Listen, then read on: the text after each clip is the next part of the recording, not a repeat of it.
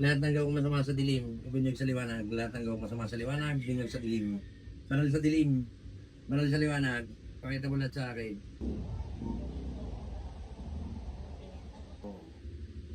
May gawa ang tao eh. Palipadangin.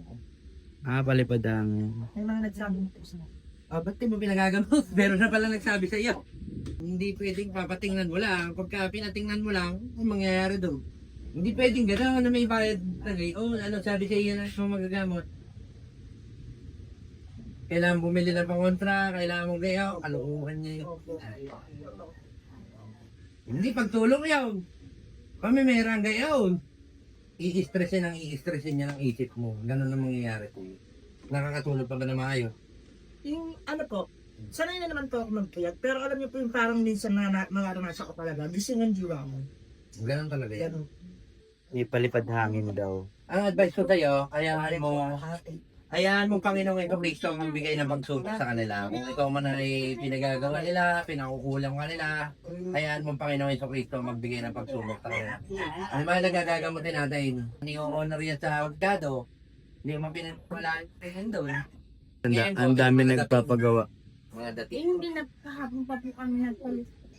Gagamutin po kayo lahat dito. No? Yun lang ho, Kasi may... sakit na pong ulo nung ngayon. Sino po kang pasyente? Yung bata. Meron talagang palipad-dami. Pag pinapikit kita, pikit ka lang, huwag kang mumulat ha. Ano bang init, ano bang sakit na maramdaman mo sa dibdib mo, huwag kang mumulat. Pag narating mo na yung madilim, pag pikit mo, ibibigay mo na yung kalauban mo, pag dito walaan mo ang Panginoon ito Kristo, okay?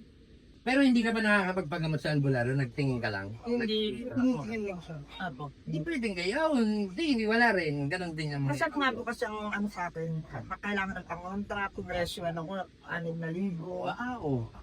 Yan ay nilalabanan ng buong kapusoan, buong kaisipan at buong katauhan. Sa pamamagitan ng pagdarasal mo sa Panginoong Jesucristo bago matulog at pagkagising mo, hindi mo kailangan yung mga pangontrang gano'n, magdasal ka sa Panginoon. Yan ang nagpapagaling ng lahat ng limang uri ng karamdaman.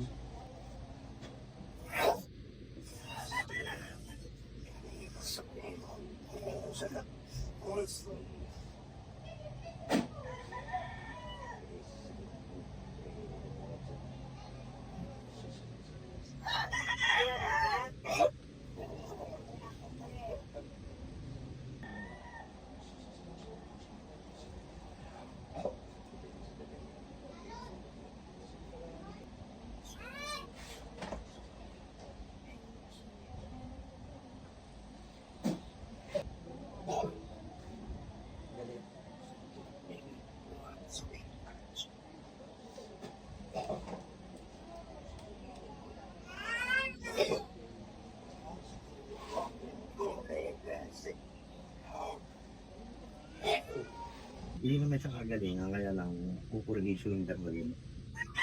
Parang lutang. Opo, ganyan po.